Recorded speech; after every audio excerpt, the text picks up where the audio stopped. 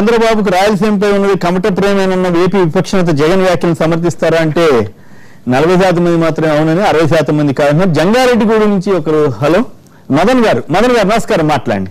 నమస్కారం సార్. మాట్లాడండి, మీరేమంటారు?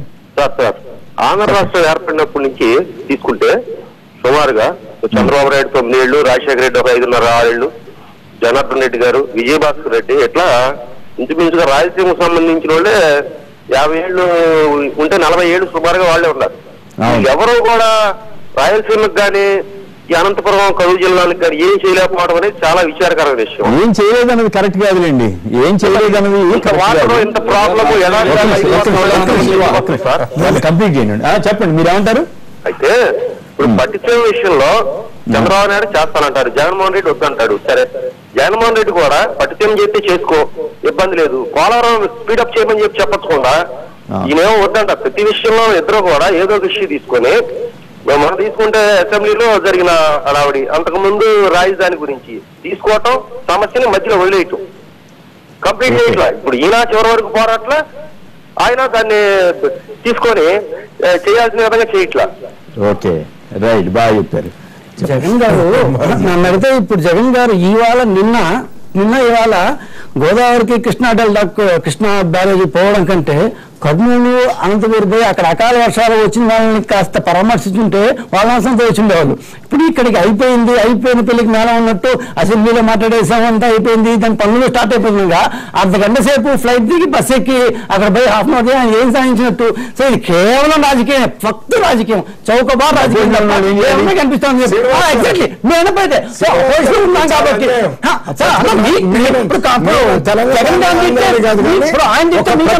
నాయకుడుగా ఒక ప్రతిపక్ష నాయకుడు ఆయన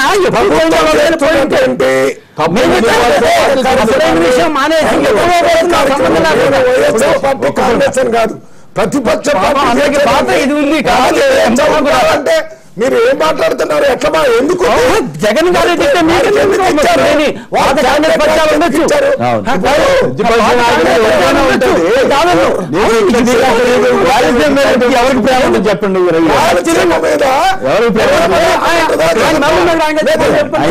రెడ్డికి ప్రేమ లేదంటే ఎవరైనా ఒప్పుకుంటారా?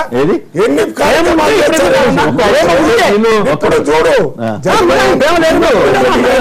జగన్మోహన్ రెడ్డి గారు తండ్రి గారు వైఎస్ రాజశేఖర రెడ్డి గాని ఏం పనులు చేశారు ముఖ్యమంత్రిగా ఉన్నప్పుడు, తర్వాత వీరు ఉన్నప్పుడు ప్రేమ విషయంలో ఎవరికే ఉందనేది ప్రజలు నిర్ణయిస్తారు, అందరికీ తెలుసు.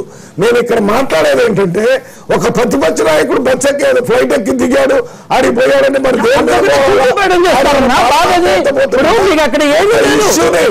ఒక ఇష్యూని అసెంబ్లీలో మాట్లాడటమే కాకుండా మరి కింద గ్రౌండ్ లెవెల్లో కూడా ప్రజల దగ్గర పోయి మాట్లాడాల్సిన అవసరం ఉంది.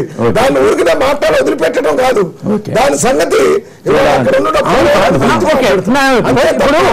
రాజకీయం అంటే మీరు మాట్లాడేదంతా రాజకీయం కదా. ఓకే, ఇప్పుడు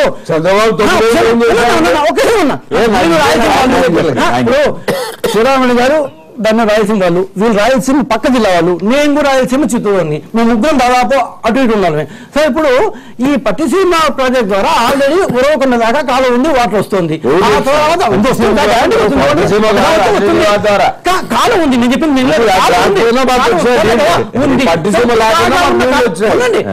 వృధాగా తొవ్వి పడేసిన కాలంలో ఉన్నాయి, పట్టిసీమలో ఉన్నాయి, ప్లస్ ఇక్కడ ఉందని చెప్పండి నేను. సో ఇప్పుడు నేను చేయాల్సిందే రాప్తాడు, రాప్తాన్ని, ధర్మవరం, పుట్టపర్తి, కదిరి, రాయచోటి, పీలేరు,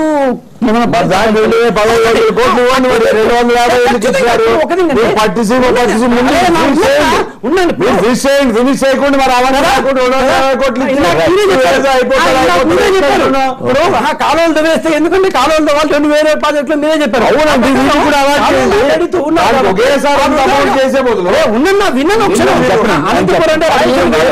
అట్లే మాట్లాడతాడు. నాకే అభ్యంతరం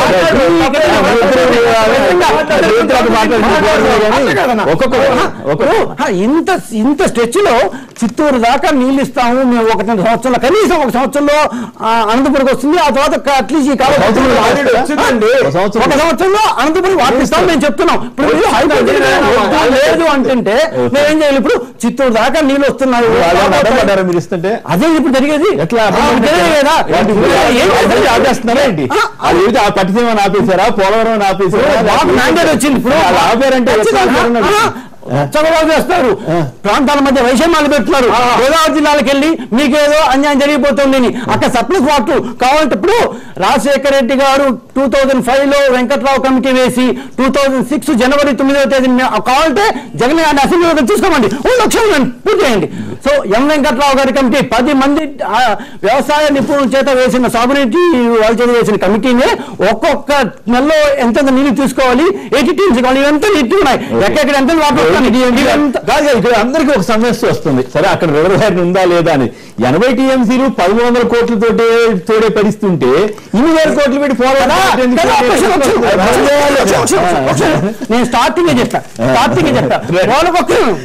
Polavaram is equal to Pattiseema కాదు. పోలవరం అంటే 10 లక్షల ఎకరాల గోదావరి ఆయకట్టు స్థిరీకరణ, కొత్తగా 7 లక్షల సాగునీరు, 80 కృష్ణానదికి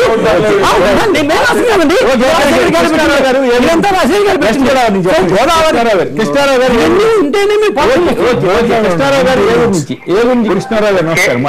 గారు గుడ్ మార్నింగ్ సార్. నమస్కారం, మాట్లాడండి ప్లీజ్. ఇప్పుడు మల్లురావు గారు గాని, శివరామరెడ్డి గారు గాని, జగన్ గారు గాని ఇవన్నీ ఒకే గూట్లో చేసిన పక్షులు సార్. ఏంటంటే మాట్లాడేది పట్టిసీమ ప్రాజెక్టు అయితే సంవత్సరం లోపు వాటర్ వస్తుంది, కంగారు పడద్దు. మీరు పోలవరం పట్టిసీమ మా గోదావరి జలాలకు ఏమీ నష్టం లేదు. గోదావరి డెల్టా మొత్తం సాగవుద్ది. వేస్ట్ వాటర్ తీసుకెళ్లి రాయలసీమకు వాటర్ ఇస్తున్నాం. అంతేగాని మీరు అనవసర రాజధాని చేస్తున్నారు. ఇదంతా జగన్ గారు ఆ జెండాలు జగన్ 5,000 మంది వచ్చారని అర్థమవుతుంది అందరికి. నువ్వేం మేధావుగా మాట్లాడద్దు, ఒకటి ఆలోచన చేయండి. నువ్వు అసలు రాయలసీమ గురించి నీకేం తెలుసు అని చెప్తున్నారు. పోతిరెడ్డి హెడ్ రెగ్యులేటర్ పోదామండి. పోతిరెడ్డి హెడ్ రెగ్యులేటర్ అక్కడ కావాల్సిన పనులు అవుతాయి తప్ప కడపకు కర్నూలుకు వచ్చే పరిస్థితే లేదు. కడప జిల్లాకి వెళ్ళి లోకేష్ గారు ఏమంటున్నారు, రాయలసీమ ద్రోహి జగన్ అంటున్నారు. వీళ్ళు ఏమంటున్నారు, జగన్ వెస్ట్ గోదావరికి వెళ్ళి రాయలసీమకి అంటే ప్రేమ లేదని అంటున్నాడు ఆయన. చంద్రబాబు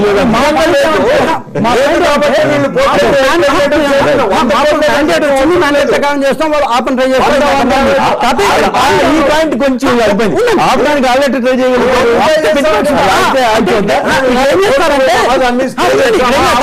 ప్రాంతాల మధ్య వైషమ్య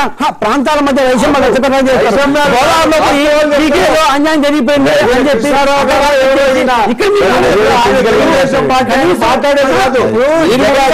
వచ్చారని మాకు కూడా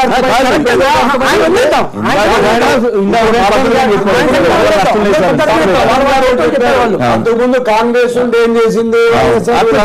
10 సంవత్సరాల పాటు అనంతపురం జిల్లాలో పిఏపిఆర్ కానీ ఎంపీఆర్ డ్యామ్ కానీ అన్ని కాంగ్రెస్ కట్టింది. రాజశేఖర రెడ్డి గారు వచ్చిన తర్వాత ఆ మిగిలిన అంధ్రవీవా ఏదైతే ఉందో దాన్ని తీసుకోవడం వల్లనే ఈరోజు సార్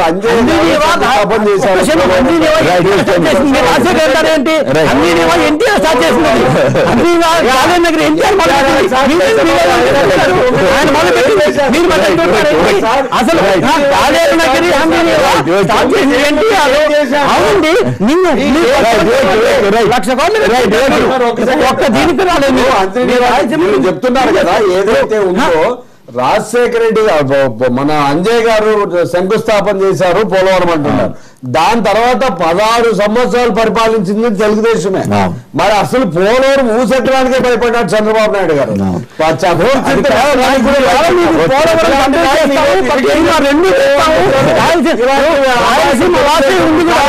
చెప్పుకుంటారు.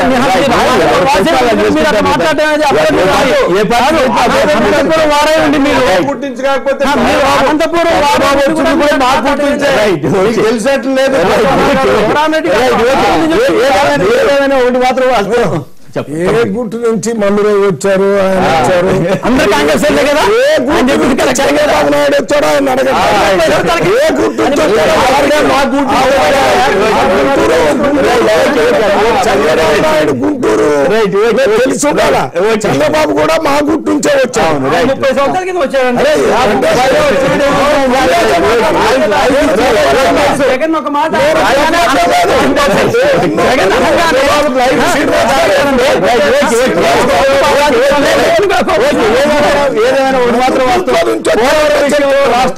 రాష్ట్రాలైనా కేంద్రమైనా ఖచ్చితంగా చరిత్ర క్షమించదు. ఖచ్చితంగా రాష్ట్ర ప్రభుత్వమైనా కేంద్ర ప్రభుత్వమైనా కనీసం 3-4 వేల కోట్లు కేటాయించి పూర్తి చేస్తేనే నమ్మకం కలుగుతుంది.